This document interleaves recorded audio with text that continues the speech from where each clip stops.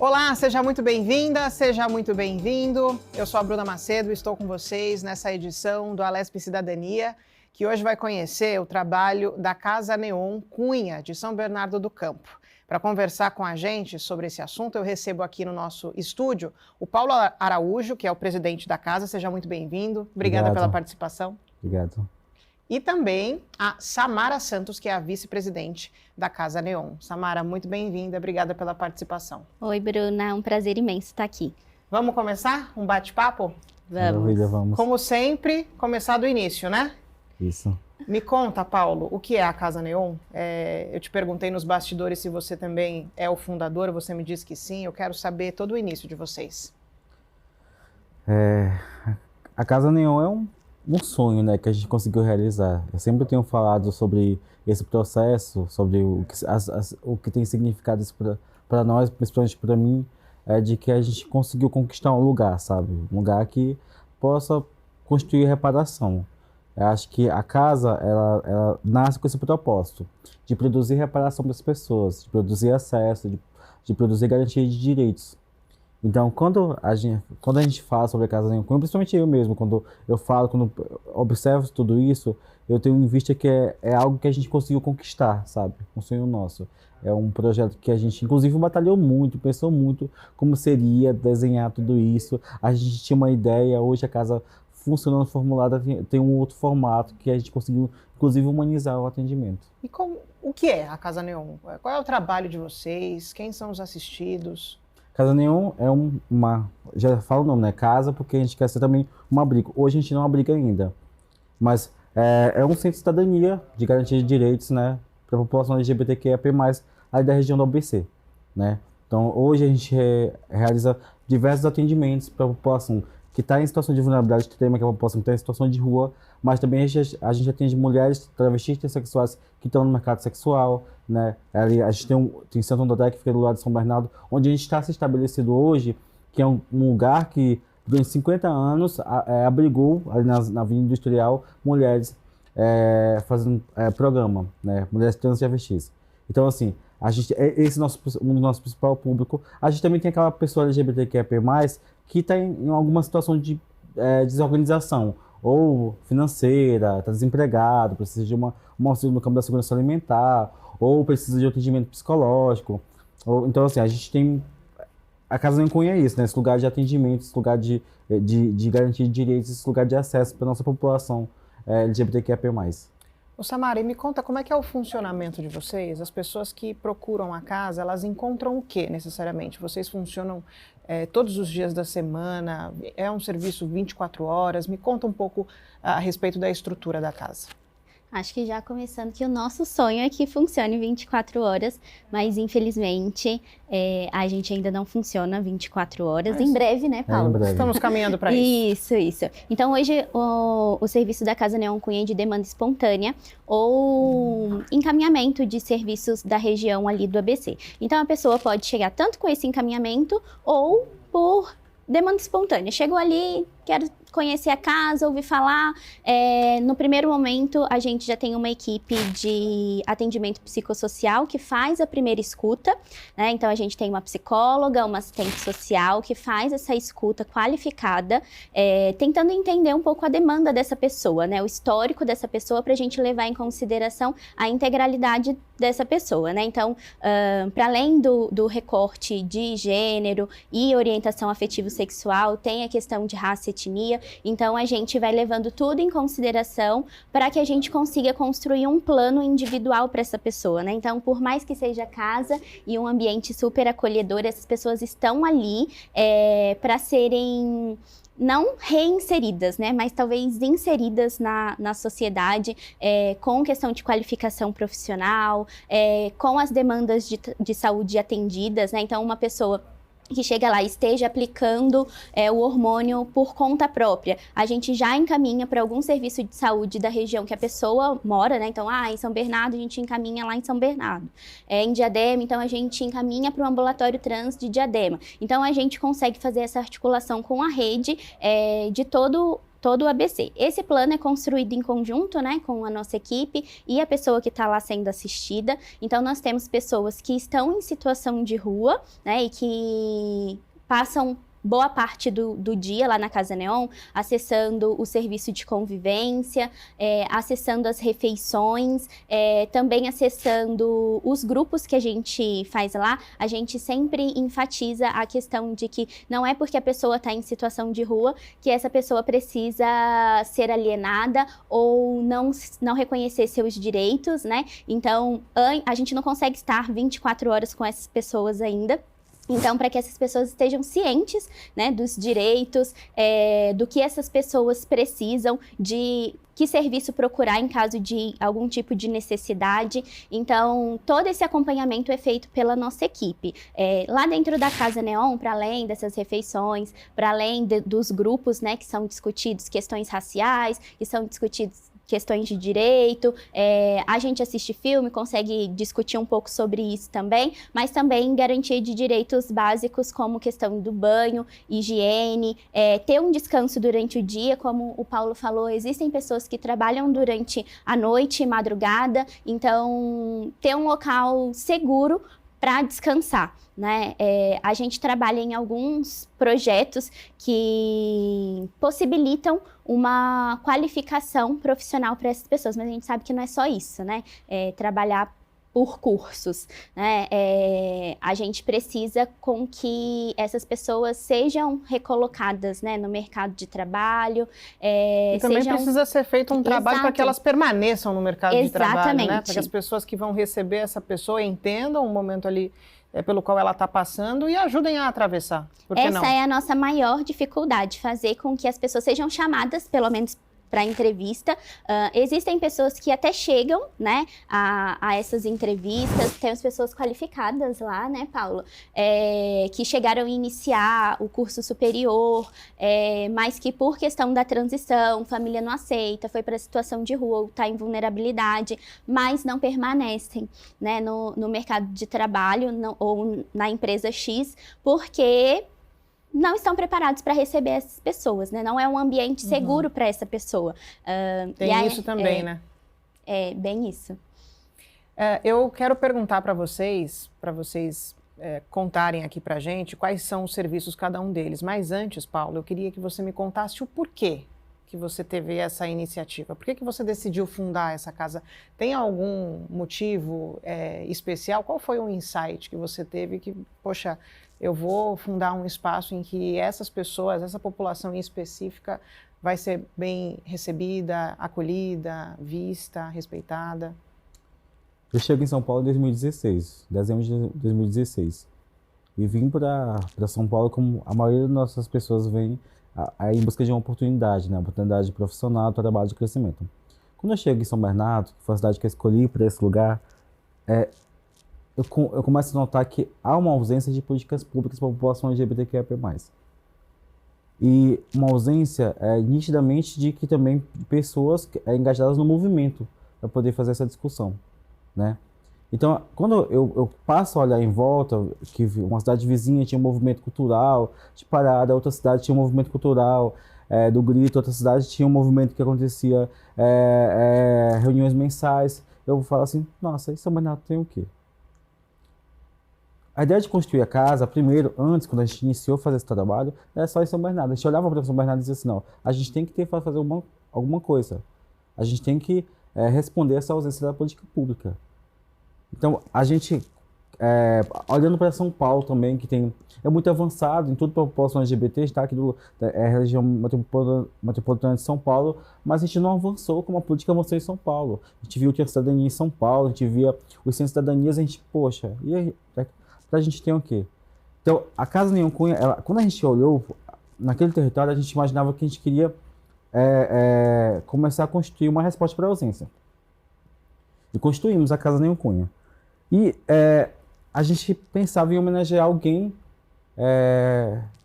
que lutou pelo movimento, que conquistou direitos, que garantiu, que estava ali, fez história pelo movimento. Que é isso? A gente sempre, alguém que faz história, a gente quer homenagear de alguma forma, dando o nome de uma rua, de uma organização, alguma coisa.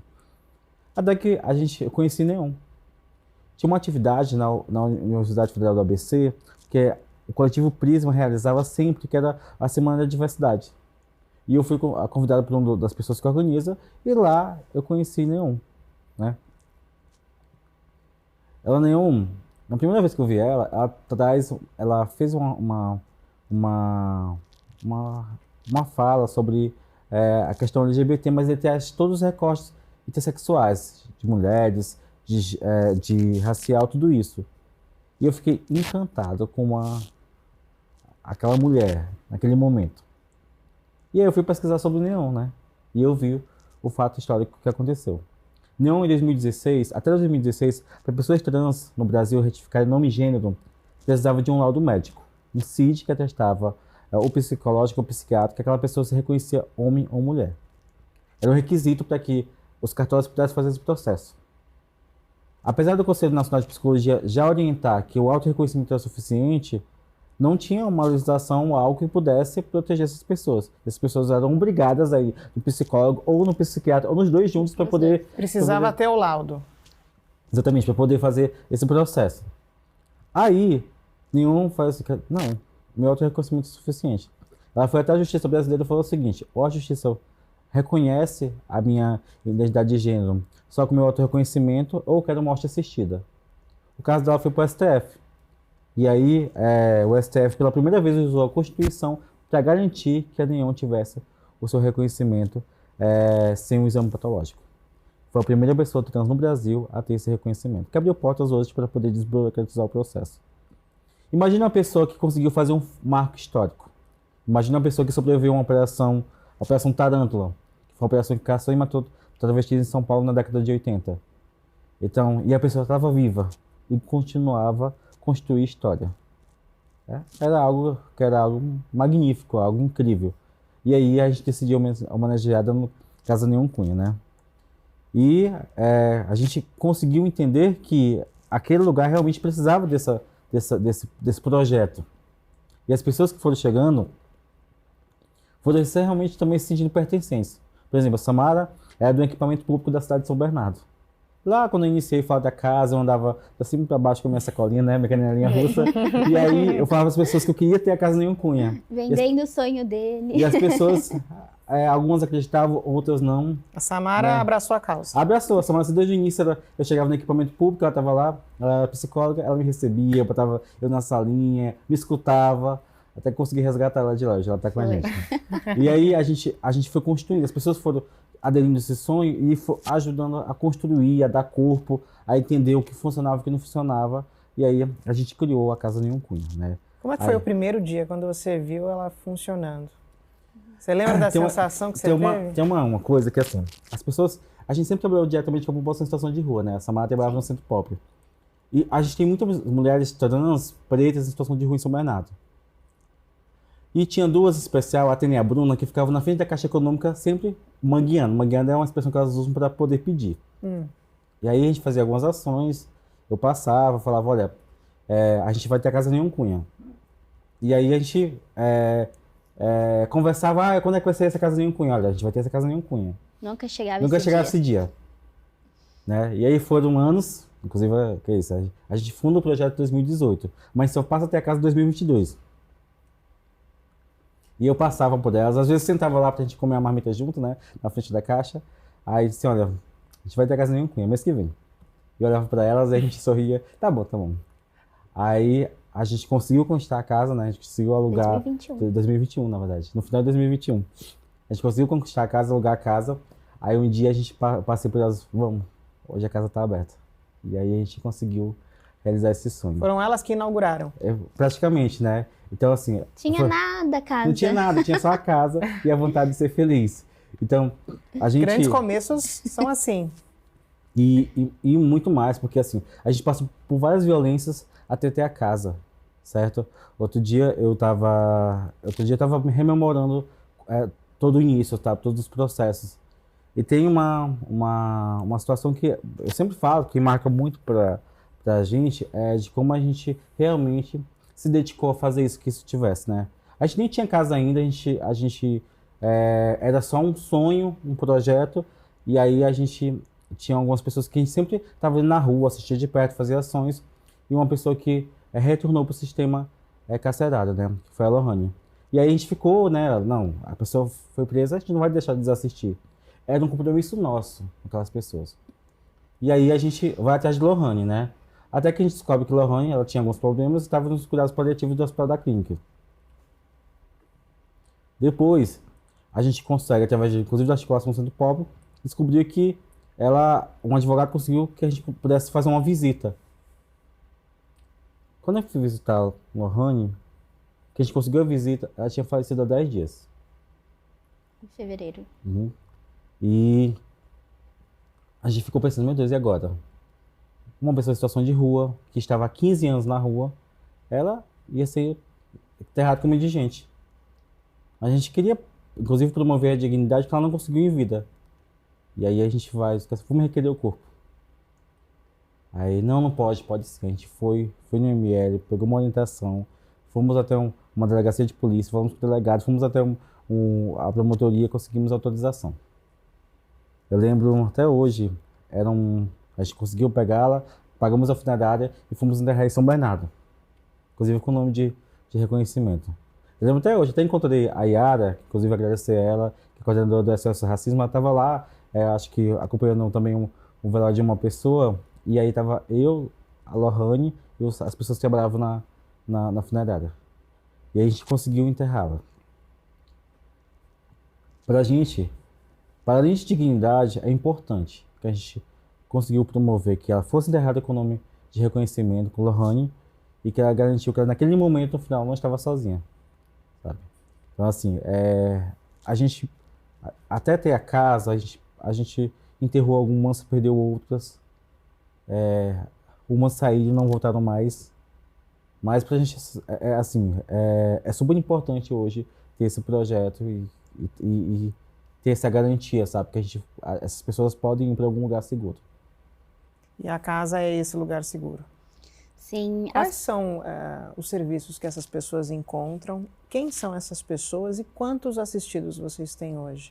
Hoje a gente atende de 18 a 25 pessoas por dia e a gente tem na região do ABC 280 pessoas assistidas pela Casa Neon. Essas pessoas que consomem do nosso serviço diariamente, a maior parte são pessoas em situação de rua, né, Paula? Mas não necessariamente precisa ser para ser assistido. Não. Sendo uma pessoa LGBTQIA+, pode acessar o nosso serviço e pessoas aliadas e envolvidas com a pauta podem estar lá com a gente, não em atendimento, mas sim fazendo um voluntariado ou estando lá conversando com o pessoal. Então, para o atendimento é a população LGBTQIA+, em geral. Hoje, os serviços que funcionam lá na Casa Neon é o acompanhamento psicossocial, orientação jurídica, cursos profissionalizantes e de qualificação profissional. Então, a gente tenta, né, parcerias, às vezes a gente tem sucesso nessas parcerias e a gente consegue promover cursos e, inclusive, ofertar bolsas também, porque é o tempo que essas pessoas estão se dedicando para se qualificar, é uma forma também da gente conseguir reparar essas pessoas que, às vezes, são, a gente fala, convidadas a se retirarem do equipamento escolar, mas são expulsas, né, por situações, exato, situações de violência que sofre na escola e aí acaba não concluindo, né, o ensino médio ou o ensino fundamental. Então, é uma forma de a gente conseguir reparar isso com essas pessoas, né? Para além da qualificação profissional e dos cursos, a gente tem a inclusão digital também. Então, entendendo até o que você falou sobre a questão do mercado, né, de trabalho, essas pessoas precisam entender como mexer num computador, atualizar um currículo. Hoje em dia o currículo nem é mais especificamente o currículo feito no papel ou enviado por PDF. Hoje a gente tem o LinkedIn, então essas pessoas precisam estar atualizadas, né? Então a gente também tem a parte de inclusão digital. Fazemos encaminhamentos, né? Para a questão de atendimento psicológico também. Estou esquecendo de alguma coisa? É bastante coisa. É bastante coisa. Temos retificações de nome, né? Isso, na orientação jurídica tem esse carro-chefe, né, que a gente, inclusive, é referência lá na região do ABC, em conduzir, né, essas pessoas para retificação de nome e gênero. Eu quero pegar um gancho nessa fala de vocês. Eu poderia agora perguntar o porquê esse público-alvo foi o escolhido, mas você já deu aqui um breve relato de que muitas vezes essas pessoas ou esse grupo é muito negligenciado, né? E aí eu queria aproveitar o espaço para divulgar alguns dados que nós colhemos aqui ao longo das nossas pesquisas. Para vocês terem uma ideia, segundo as agências internacionais de direitos humanos, aqui no Brasil é registrado um número 13 vezes maior de homicídios motivados por LGBTfobia do que em países onde a homossexualidade, transexualidade é proibida por lei. E uma pesquisa realizada pelo Grupo Gay da Bahia diz que uma pessoa trans ou travesti tem 17 vezes mais chances de ser assassinada do que um homem gay, grupo que é 20 vezes maior do que a população trans no Brasil. Segundo o relatório da instituição, 49% dos homicídios de motivação homolesbotransfóbica acontece nas ruas. Então, eu acredito que vocês já tenham tido acesso a esses dados, já acompanhem esses números há algum tempo e a partir daí nasce essa necessidade de criar a casa. É isso? Não só isso. A gente constitui esses dados. Esses dados são constituídos, inclusive, pela gente que está no movimento da sociedade civil. O Brasil ele não tem uma pesquisa qualitativa que trata de quantas pessoas LGBTs nós temos, né? Ou quantas sofrem violência. A gente tem toda essa informação que o GGB faz, a ANTRA faz, a BGLT faz, a Aliança Nacional faz, através de organizações como a nossa, que mapeia, através de casos que acompanha, ou recortes de jornal, ou recortes, ou notícias. Para você ter ideia, segundo a ANTRA, que é a Associação Nacional de Travestis e Transsexuais, a cada 17 horas é morta uma pessoa trans no Brasil. A ANTRA está falando de uma forma que ela pesquisou através de dados que a gente produziu. Nós, organizações como a Casa Nenhum, em outros estados que estão por aí.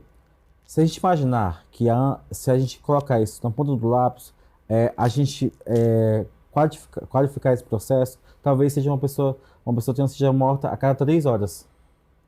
E a gente está falando no Brasil não tem essa questão, essa expressão de que é utilizada como crime de ódio, né? Mas é crime de ódio. Se você abrir o Google, olhar a internet, os casos, na sua grande maioria, 90%, são casos de violência pura. É lâmpada na cara, 7 facadas. Dandara dos Santos, 2017, no Ceará. Dandara foi cruelmente assassinada.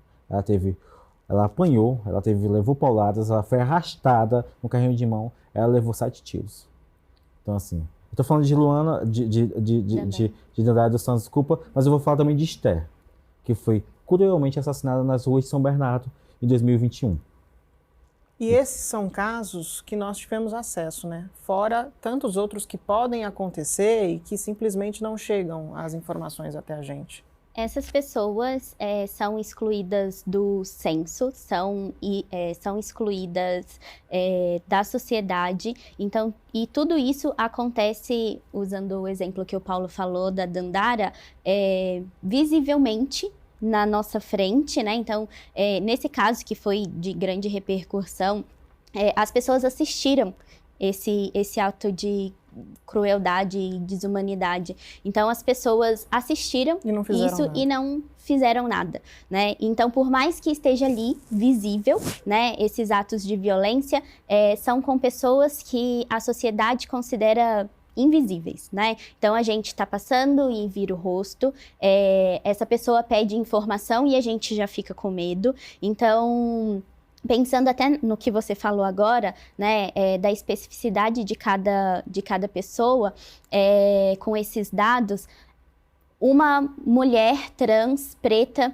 sofre muito mais empecilhos, né, de conseguir acessar, ocupar espaços que pessoas cis, hétero, conseguem acessar facilmente, né? A gente não sai de casa pensando, será que eu vou poder usar o banheiro com o gênero qual eu me identifico, né? E essas pessoas que a gente atende, às vezes têm problemas gravíssimos de saúde por simplesmente não se sentirem seguras de utilizar o banheiro. Né? Então, são questões que vão se implicando no meio do caminho, né, Paulo? Que a gente, todo dia é um baque diferente, né? E pensando nessa interseccionalidade, né? Essa pessoa é uma mulher trans, essa pessoa é uma mulher trans preta, essa pessoa é uma mulher trans preta em situação de rua, né? Então as coisas... Cada vez mais o acesso delas vai piorando, né? A visibilidade dela, mais essa pessoa vai sendo realmente excluída, né? Da sociedade. Exato, calada, não podendo usar da sua voz e da sua vivência para... e amplificando questões de conhecimento e de acessibilidade para essas pessoas também. Então, a casa, acho que proporciona muito isso também. Então, quando as pessoas vão até a Casa Neon, inclusive através de pesquisa, querendo dados e tudo mais, a gente sempre tem uma conversa com essas pessoas antes, principalmente estudantes, né? Que não que a gente queira barrar algum tipo de artigo ou propagação, mas simplesmente porque as pessoas que nós estamos atendendo, ali não é um laboratório, né? Você vai estar ali, você vai estar ouvindo mesmo essa pessoa, ou você vai estar só colhendo os dados e depois acabou ali. Então, a gente tem todo esse cuidado e a nossa palavra-chave ali sempre é a questão de humanização, né? O Paulo falou da história da Neon e a importância dela no marco de despatologização, né, de gênero das pessoas trans, e lá a gente trata dessa questão da humanização. Isso é uma palavra que a Neon sempre está também trazendo para a gente tem o privilégio de estar com ela ali e ela orientando a gente em como seguir esse caminho também para que seja menos doloroso, talvez, né? Não sei nem se essa é a palavra certa. Mas eu acho que é mais humano possível, né? Que as pessoas consigam acessar a humanidade. Então, eu algo acho que deveria ser bem garantido, né? Então, a gente tem sempre, pegando esse gancho que a Samara fala, a gente tem sempre se preocupado com como a gente vai fazer. Não é só para a sociedade, é para as pessoas que estão ali, não é só por elas, sabe? É com elas. Então, assim, a gente tem... com elas, mas também uma mudança social, né? De dentro para fora. Isso. Transformação social, é a palavra que o Paulo usa. Eu acho que é isso, a gente quer promover um processo de autonomia, inclusive que as pessoas falam sobre sejam reinseridas. As pessoas nunca fizeram parte da sociedade. As pessoas vão ser inseridas, né? Recolocar no mercado de trabalho. As pessoas nunca fizeram parte do mercado de trabalho. A gente tem vagas aí afirmativas, inclusive é isso. A gente tem várias vagas que afirmativas que as empresas colocam à disposição, mas não garante que essas pessoas permaneçam. A Samara fez um fator muito importante. E o xixi vai fazer aonde? Porque não tem uma política de realmente de inclusão na empresa que essas pessoas vão ser orientadas a utilizar um banheiro. Como vão utilizar o banheiro, né? Então, se ela vai para a empresa para sofrer várias violências e ter a saúde mental corrompida, né? Então, tem tudo isso. E nosso papel hoje, e quando pessoas que defendem direitos humanos, constituir esse papel desse acesso, entendeu? Inclusive, é isso. Nós estamos para poder fazer o apontamento da crítica, mas também para poder pensar as soluções para esses problemas. A gente inclusive quer reeducar esse lugar que a gente quer fazer com essas pessoas, essas marcas, essas empresas. Reeducar para que essas empresas realmente produzam humanidade, não só no mês de junho. Vamos falar mais a respeito desse importante trabalho da Casa Neon. Daqui a pouquinho a gente vai fazer um breve intervalo. Eu quero pedir para você não sair daqui, fica com a gente. Daqui a pouquinho tem mais entrevista.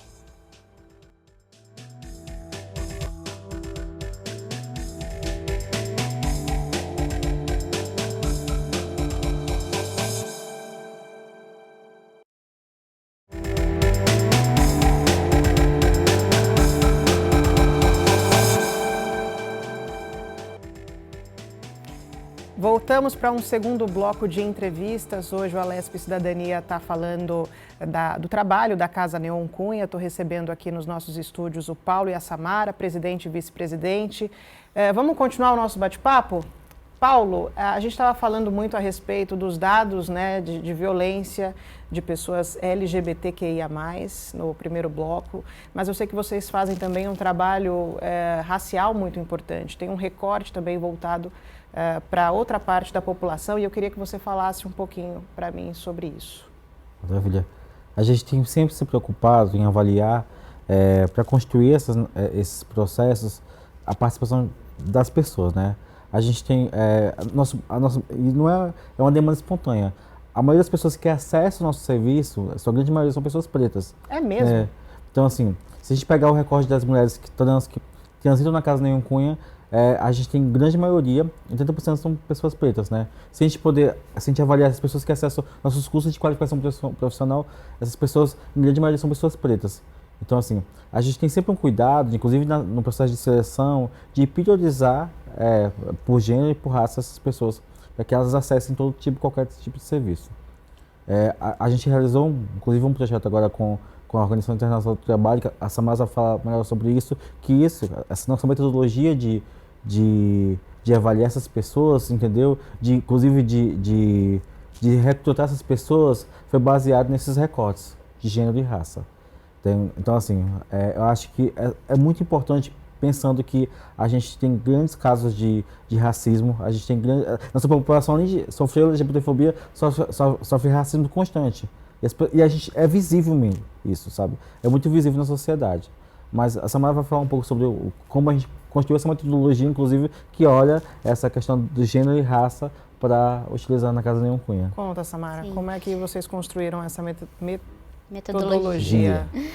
Esse projeto é o Projeto Pride, que é um projeto da Organização Internacional do Trabalho, que é executado pela Casa Neon Cunha e pelo Instituto Mais Diversidade, que é um parceiro nosso aqui de São Paulo também. A Casa Neon Cunha ficou responsável pela parte de seleção e acompanhamento das pessoas que estariam no curso, né? É um curso voltado para pessoas trans, né? Então, em sua maioria, a gente precisaria mapear e selecionar pessoas trans, né? Então, nós criamos alguns critérios para essa entrevista, entendendo o difícil acesso dessas pessoas em seleção de curso, vagas de serviço. Então, esse curso era voltado para a área de cozinha, né?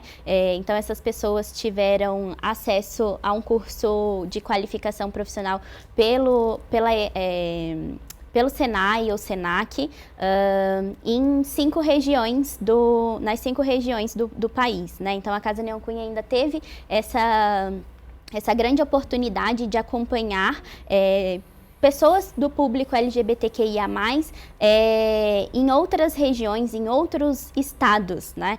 E aí a gente consegue perceber a questão racial também, né? Dentro dos nossos critérios. Então, a gente tem a questão racial em primeiro lugar, a questão de gênero, né? E aí depois questões de orientação sexual e afetiva. E aí a gente ia adequando, né, para essas entrevistas, para essa seleção. Então, a gente fazia entrevista com todas as pessoas que se inscreviam nesse curso, né? Então, a gente tinha esse cuidado de entender que essas pessoas estão em vulnerabilidade e, por mais que tivessem só feito a inscrição, a gente queria ouvir essas pessoas também. Então, isso ajudou a gente a fazer um grande recorte do curso, né? Fazer tabelas. Agora, a gente finalizou esse curso com 199 pessoas formadas.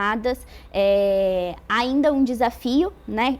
Colocar essas pessoas no mercado de trabalho, mas foi um grande aprendizado para a gente, enquanto Casa Neon Cunha, entender também o quanto as pessoas pretas sofrem violência no mercado de trabalho, nos lugares de trabalho, ao tentar acessar algum tipo de entrevista. Ainda hoje. Que as chances são reduzidas, né, quando chega ali E aí, é uma pessoa trans e é uma pessoa É um funil, trans... né? Vai Exato. afunilando cada vez mais, diminuindo as possibilidades dessa pessoa. Sim. Infelizmente, a questão da aparência ainda é muito relevante. A gente estava até acompanhando algumas pesquisas que algumas empresas, né, ditas inclusivas, estavam fazendo as entrevistas via telefone, né, em que o recrutador só encontrava a pessoa no ato ali de assinar o contrato, porque aí acabava caindo um pouco as chances de não contratar aquela pessoa. Pela questão da aparência, né? A gente fez um treinamento recentemente por esse projeto mesmo de ambientes de trabalho seguros. E a gente falou muito sobre o recorte racial, trazendo a questão da interseccionalidade, né, entre as pessoas. Não tem como a gente colocar num quadradinho, essa daqui vai, essa daqui não vai. Então, a gente ainda tem muito a crescer para entender desses recortes sociais e como que isso inviabiliza o acesso dessas pessoas aos direitos básicos, né? Como é que foi? Qual foi o resultado dessa experiência? Foi uma experiência maravilhosa, é um projeto que a gente tem muito orgulho de ter feito parte, né? Então, a gente começa no Rio de Janeiro, a gente vem para Santo André, né? Então, nós realizamos ali em Santo André também, a gente pôde atuar dentro do nosso próprio território e isso foi uma experiência muito bacana, porque tinham pessoas que não conheciam a Casa Neon Cunha, não tinham acesso à Casa Neon Cunha, porque... Infelizmente, a gente ainda não tem como ter uma casa neon itinerante ou um espaço. A gente está em 7 cidades no ABC, né? E a Casa Neon fica localizada em São Bernardo do Campo. Então, às vezes, as pessoas estão em vulnerabilidade e não conseguem acessar a Casa Neon. Então, nós pudemos conhecer essas pessoas porque o curso garantia a questão do vale transporte, a alimentação no local, um valor de bolsa para que aquela pessoa pudesse se dedicar para o curso. Então, é um formato que a gente quer levar para outros cursos também. Essa metodologia de acompanhamento que a gente pôde possibilitar o acompanhamento psicossocial dessas pessoas. Então, em qualquer momento durante esse curso, a gente pode intervir, né, acolher essas pessoas, escutar pessoas que estavam afastadas do ambiente escolar há muito tempo. Né? Então, ali em Santo André, a gente teve 68 pessoas que se formaram com a gente nesse projeto. A gente foi para João Pessoa e Campina Grande, para o Amapá e finalizamos em Belém.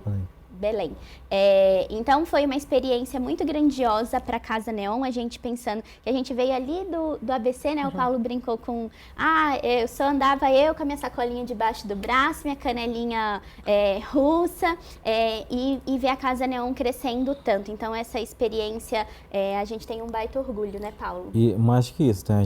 A gente tem discutido isso, essa narrativa na sociedade, disputar essa narrativa.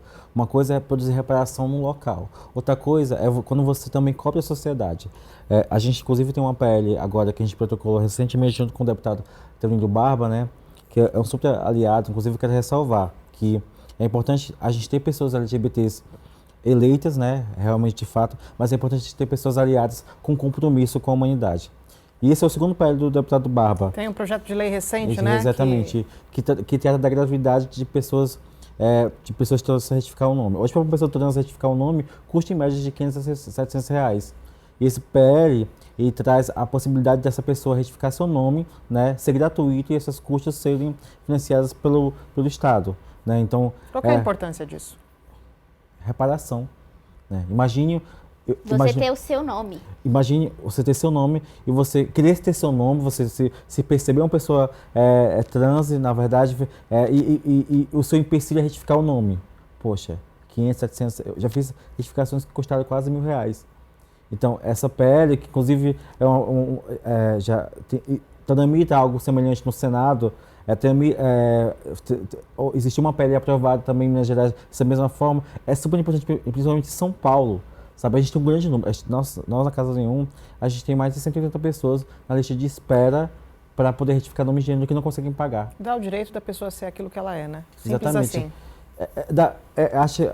Por mais que isso, a garantia, a sua validação, sabe, do seu percebimento. Então, é muito importante, né, que ações desse nível, ações voltadas para a população LGBTs, consigam avançar essa discussão na sociedade, né?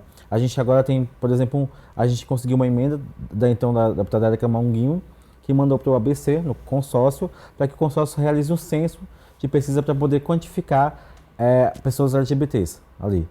E aí, por quê? Porque a gente ia falar com um prefeito de alguma cidade, mas me entrega um censo, me entrega dados. A gente não tem dados. Então, naquela época, a gente conseguiu que ela destinasse uma emenda para o consórcio intermunicipal do Grande ABC, para que o consórcio conseguisse fazer um censo, para que eles pudessem quantificar, pelo menos, a população LGBT do Grande ABC. Então, assim, a gente, inclusive, para a gente poder discutir essa questão da raça, desse recorte, com mais qualidade, né? A gente voltando inclusive, um pouco falando sobre isso, a gente tem uma grande dificuldade, inclusive, de hoje formar as pessoas para poder discutir raça num lugar de reparação, né? A gente hoje percebe que as pessoas elas não sabem, elas não entendem que essa também é uma garantia de direito, como a gente tem no Grande ABC. A UFABC que tem cotas para pessoas trans. É a segunda universidade hoje no Brasil que possui cota para essas pessoas. E aí a gente passa a entender que as cotas é um lugar de reparação também para a população preta, certo? E a nossa população que mais acessa esse serviço é a população preta, né? Então, assim, a gente tem pensado como a gente consegue, de uma forma geral, discutir, fazer que a sociedade discuta isso, fazer que a sociedade repare isso. E isso é super importante. Hoje, essa iniciativa, como eu falei que a gente tem dois PLs aqui com o deputado Barba, é super importante porque a gente consegue hoje avançar essa narrativa na sociedade. Hoje, a gente está discutindo isso, os movimentos estão discutindo isso hoje, porque é extremamente importante para a gente. Samara, quanto tempo você está na casa? Lembra? Vai fazer 2 anos em maio, oficialmente, né? Mas está envolvida desde o início. Isso, e enquanto voluntária ali, conheci o Paulo em 2019 e a gente foi se aproximando até que eu fui trabalhar com ele na Casa Neon, especificamente nesse projeto, e aí fui ficando. De lá para cá, do início para cá, olhando a sua trajetória, a sua jornada, a sua caminhada nesse projeto, quantas vidas você viu sendo transformadas assim diante dos seus olhos? A gente falando de transformação é muito forte, porque sempre quando as pessoas me perguntam sobre isso, eu sempre falo que o nosso trabalho é de formiguinha, né? Então, o questionamento, o que é vida transformada, né? Porque ter uma pessoa que retificou o nome, para mim é ter uma vida transformada. Mas as pessoas esperam coisas muito grandiosas e para aquela pessoa é só a garantia de ter o seu nome ali apresentando o RG. Então, a gente está falando de pessoas aqui que têm dificuldade, sentem insegurança na hora de ir ao banheiro. Exato. Coisas que são corriqueiras para a gente. Então, quando você fala de um nome retificado, da garantia do acesso ao trabalho, por que não dizer que essa vida não foi transformada? Exatamente. Então, eu considero que a gente já viu muitas vidas serem transformadas, a gente viu muitas vidas, né, como o Paulo falou, serem perdidas, né? E aí, acho que o nosso engajamento é justamente esse, ver qual é a transformação de amanhã, porque aquela pessoa chegar lá na Casa Neon amanhã, pra gente é uma transformação também, né? Alguma história em específico te toca, quando você se lembra? Nossa, várias. Uma específica que foi a que me trouxe mais próxima da Casa Neon. Já tinha conhecido o Paulo, mas eu ainda não tinha... Eu ainda vivia muito dentro da minha bolha, né? Hoje ainda faltam muitas coisas para serem estouradas, né? Então a gente lida muito com essa realidade, mas seria da Gabriele, que eu trabalhava no Centro Pop, e ela chega no Centro Pop agredida, não foi, né, nem para a UPA e nem para a delegacia, né? Então ela chega no Centro Pop e pede para falar comigo. Gabriele é uma mulher preta, né, uma mulher trans preta, que vivia em situação de rua, super jovem, devia ter ali seus 22 anos, e ela tinha sido agredida na rua, a pauladas, por um cara que tinha entendido que ela tinha cantado ele, né? E aquilo me assustou. Eu pensei, o que ela tá fazendo aqui que não foi correndo para um hospital? E aquele ali era um ambiente, uma pessoa que ela considerava que podia transmitir um pouco de segurança para ela. E ela eu já sou chorona. Não tem Mas problema. eu sempre me emociono quando eu falo desse caso, porque foi o primeiro caso em que eu tive contato e que eu comecei, Paula, a gente precisa pensar em alguma coisa, que a gente começou a pensar em grupos lá para levar para o Centro Pop, e eu fiquei muito assustada com a realidade, porque essa era a realidade, né? Aquilo que eu vivia não era realidade, né? Então, eu consegui entrar em contato com aquilo. Isso, a gente pensando, né? Você falou assim, quantas vidas você viu sendo transformada? Eu vejo a minha, eu vejo a do Paulo, eu vejo a das pessoas trabalhando na Casa Neon, porque a gente tem uma equipe que é a base daquilo tudo ali, né? A gente preza pelas pessoas que trabalham com a gente também. Então, hoje nós temos pelo menos 4 pessoas trans trabalhando aqui com a gente, qualificadíssimas, que somam com o nosso trabalho de uma forma inigualável. Então, são vidas que são transformadas também. Pessoas que não teriam tão fácil acesso ao mercado de trabalho estão ali com a gente, nos dando o privilégio de estar ali, atuando, e passo de formiguinha, E não é sabe? só estender uma mão também, né, Paulo? É uma troca muito interessante, né? São vidas que se resgatam ali nesse trabalho, eu imagino. Muito. A gente tem falado sobre transformação social, né? Mas, de fato, esses momentos, na verdade, que essas pessoas acessam algum tipo de garantia, pra gente, às vezes, assim, a gente vê o nosso pessoal, a gente ficou o nome, a gente fica feliz. Conseguiu um emprego, a gente fica feliz. Terminou um curso, a gente fica feliz. Conseguimos comemorar um aniversário viva, a gente fica feliz, né? Semana passada, a gente estava recebendo uma doação de uma grande empresa e a gente estava descarregando, todo mundo ajudou a descarregar e colocar lá. E tinha uma pessoa que estava se sentindo mal, que eu conheço ela desde que a gente iniciou a Casa Neon Cunha. A gente levava cesta básica para ela, levava itens de higiene pessoal, a gente fez várias coisas para ela. E aí ela é uma pessoa que a gente conseguiu fazer o translado para ela poder ir para a cidade natal, que é no Nordeste, mas depois voltou novamente. E ficou em situação de rua. E passava pela Casa Neon Cunha. Aí, na sexta-feira, ela estava com dores, cansada, disse assim, fica aí. Não precisa carregar nada não, fica aí, hoje a gente carrega. E aí, a gente fecha às 5 horas, a gente vai para casa, né? E aí, vi ela sexta-feira. Quando deu segunda-feira, 6 horas da manhã, eu tive que reconhecer o corpo dela lá na UPA do Ruge.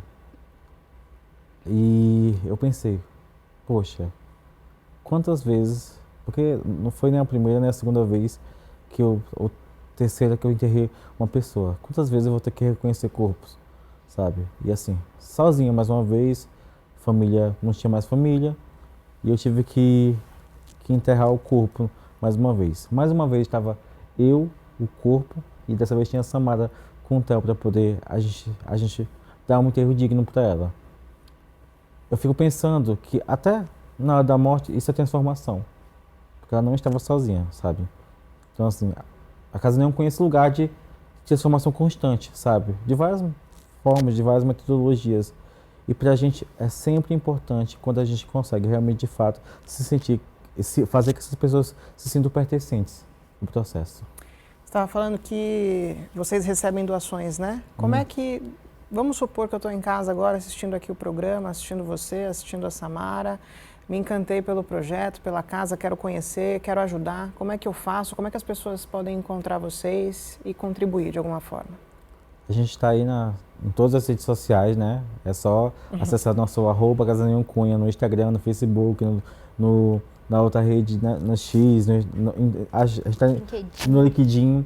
A gente tem nosso site, né? casaneoncunha.org. E a pessoa pode, lá tem várias maneiras de ajudar, né? Desde ajudar financeiramente, desde ajudar com itens de alimentação, desde ajudar com itens de higiene pessoal. Ela pode ir até na casa e levar essa doação, né? Ela pode compartilhar apenas nosso trabalho, isso já é um mega apoio, né?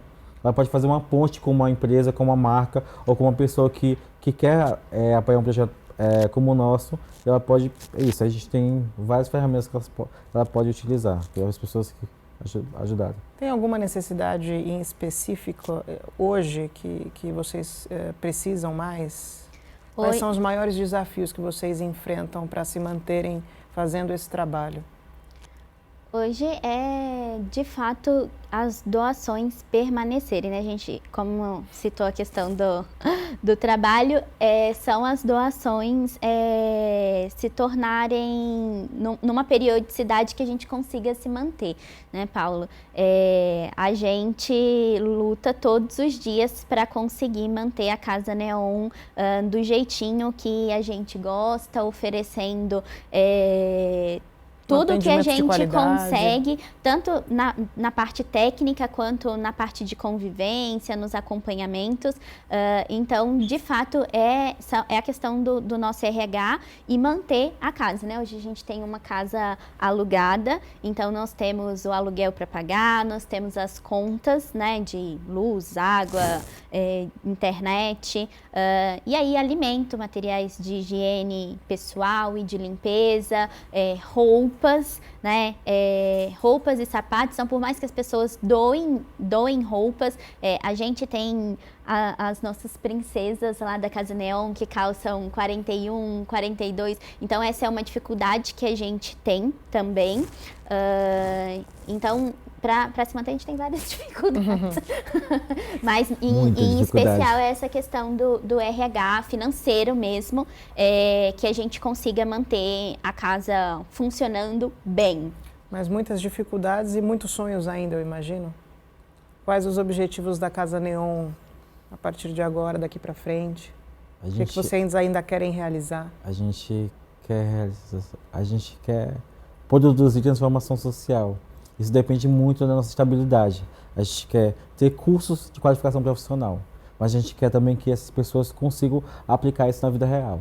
A gente quer abrigar 24 horas para que as pessoas possam permanecer lá, não precisem ir embora, sabe? Que nós ficamos super apertados quando no final da tarde a gente tem que fechar a porta para ir para casa, né? Porque a gente não tem condições ainda de funcionar 24 horas. Nosso principal sonho é funcionar 24 horas, né? Mas também que essas pessoas consigam acessar o mercado de trabalho formal, que essas pessoas consigam acessar a renda, que essas pessoas parem de ser assassinadas. Eu acho que esse é o nosso maior sonho, que elas possam viver tranquilamente. Eu acho que é muito do que a gente deseja de fato, é que as pessoas realmente permaneçam vivas. Eu não quero mais estar visitando essas pessoas na UPA, eu não quero mais estar visitando essas pessoas enterrando no cemitério. Eu quero que essas pessoas consigam viver, né? Nosso sonho é que essas pessoas, de fato, consigam permanecer vivas. É o seu também, Samara? Sim. A gente pode até deixar aqui uma fala da Neon que a gente tem estampada na nossa parede, lá na Casa Neon, que não nos interessa mais apenas a inclusão, nós queremos também o pertencimento, né? A gente que aquelas pessoas que estão com a gente na Casa Neon não se sintam pertencentes somente a casa, aquele espaço, mas sim na sociedade, onde ela quiser, onde ela quiser, nos espaços de empregos, na rua, em qualquer lugar, né? Como você falou, onde essa pessoa quiser. Então, também é o meu sonho a questão do abrigamento. Você acha que falta muito para isso? Acho que está bem perto, sabe? Muito perto, graças ao apoio de pessoas que têm, de fato, parlamentares que têm, de fato, compromisso com a transformação social, né? Novamente, quero agradecer a IADA e o SOS Racismo, mas agradecer ao deputado Barba, a deputada Érica Hilton, né? Que são pessoas que têm apostado no nosso projeto, têm contribuído para isso e têm dado respaldo para que a gente possa constituir tudo isso. Eu acho que a gente está mais próximo do que nunca. É isso. Então estaremos aqui em breve falando dos resultados desse trabalho magnífico que vocês vêm exercendo aí ao longo do tempo, desde a inauguração da casa. Eu quero agradecer a participação dos dois, a entrevista. Foi ótimo conhecer o trabalho de vocês. Obrigada pela participação. Obrigada a você. Obrigado demais. E para você que acompanhou a gente até aqui, também fica o meu obrigada pela sua companhia. Eu espero que esse bate-papo tenha sido esclarecedor e que essa história e essa instituição tenha te tocado de alguma maneira. Muito obrigada e eu espero você em uma próxima oportunidade. Tchau, tchau.